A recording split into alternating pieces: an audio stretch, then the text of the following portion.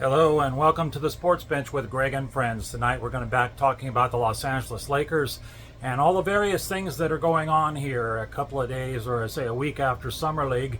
So I'd like to start with Summer League and talk about the players the Lakers had and how their Summer League performed, or I should say underperformed during their league series. Talk about, first of all, just kind of expectation, at least my expectations was going into Summer League, that the Lakers would try to prioritize using Dalton Connect. Because it's his sophomore season now with the Summer League team. He should have been the leadership of this team as far as I'm concerned. He should have been the one demanding the ball, wanting to shoot the ball more. But instead, the Dalton Connect that we got was somebody that was missing his three-point opportunities, not playing very good defense, and handing the ball off to guys that probably won't even make the Summer League, or I should say the G team later on when they start having people putting the roster together. There were several players that played well in the Summer League. Darius Baisley played very, very well until he got injured. He's the kind of player that actually the Lakers need. He's a wing. He's tall, 6'8", has a long 7-foot wingspan, but got injured. But he did very well, especially his first game against Cooper Flagg. Played very good defense against him. So he kind of reminded me a little bit of Laker legend Lamar Odom in the way that he was playing, especially bringing the ball up the floor, going all the way to the rim if he could. So I thought it was a very good Summer League performance with him. Now, talking about Dalton Connect, my expectation with Dalton Connect is that he was going to come into Summer League on fire. He was going to be demanding the ball. He was going to want to be the one that was leading the team in scoring and setting a good defensive mode. And if you remember right in one of my videos here a while back, I talked about that during this summer, it would have been a big advantage to him to get some kind of defensive expert to teach him how to play defense, how to put his feet in the right position, how to be in front of his man all the time. But it looks like that didn't happen. He's playing in worse defense than he was last season. He was constantly turning his body and losing his man. The man was just driving around him to the rim, just like last year. Only I think this in performance with Summer League against G League talent, he was not able to keep in front of his man. So I was very disappointed defensively, but I was not totally disappointed, but I was more disappointed in his three-point shooting. What the heck happened, Dalton?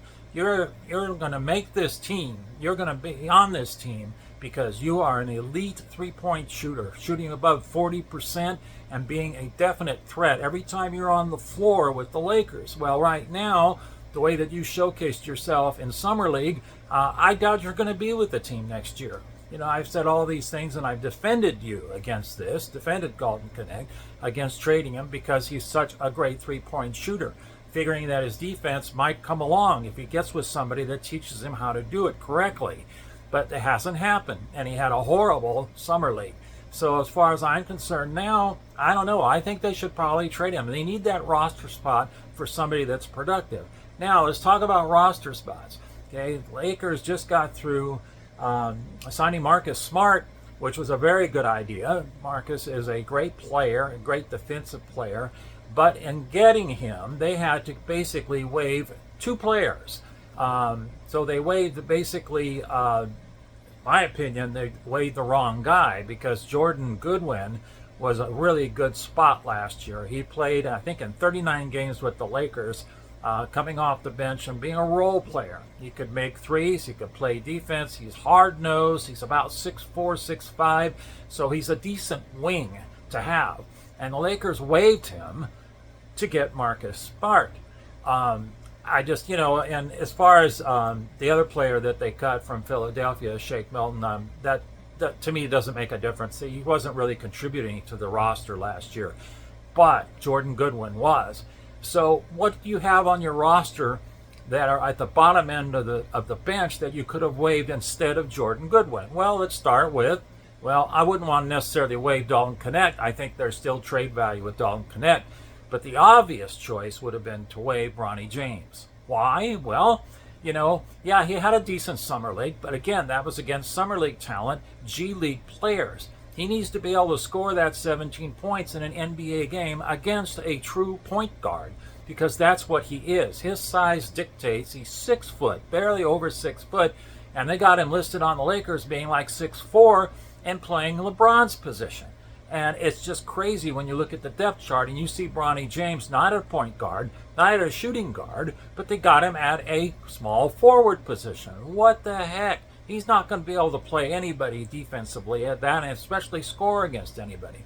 If Bronny James is going to make it on this team or any other team, he has to be a point of attack point guard.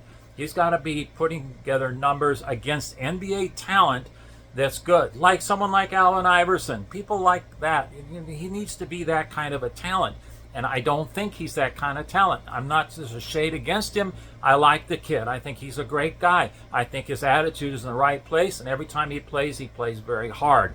But I don't think, if you're looking at roster depth for this next year, trying to get to the championship round and win an NBA title, Bronny James is going to have no position in this. Basically, he'll be in G League most of next year. He'll sit on the Laker bench taking up a spot, but he's not going to be productive. I think Jordan Goodwin in that spot would have been a better choice, but they didn't do that. And you know why. Of course you know why.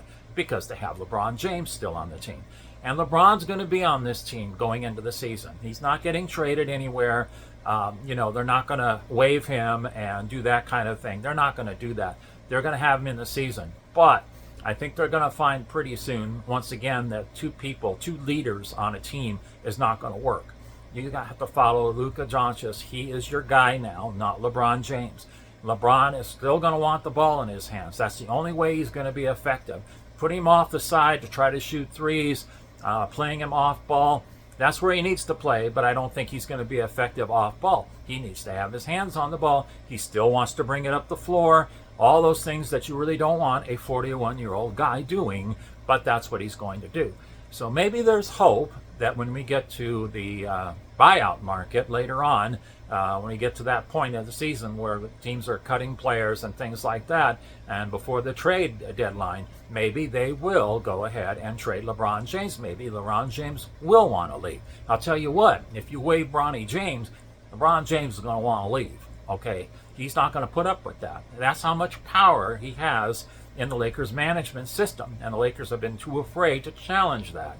So I think now, going this season, if they have to have him the whole season, yeah, they'll be okay, but they're going to go into the playoff round, possibly being a play-in tournament team, and if they make it past the play-in tournament, they'll get beaten in the first round again like they have before.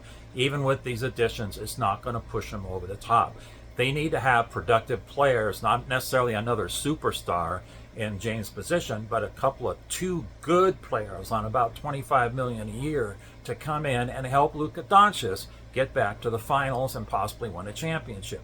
That's what the Lakers need to do. They need to get younger, more athletic, and they're moving that direction, but they can only move so far this direction because LeBron James, overshadowing $52 million, is taking up all the cap space, taking up everything they could possibly do now. They're working in small, minute terms and trying to add talent to this team, and it just isn't enough. All right, that's my video for tonight. Thank you for watching. If you'd like to give me a like, please do. If you'd like to subscribe, that would be wonderful. You guys have a great night. I'll talk to you on my next video. We'll see you later. Bye-bye.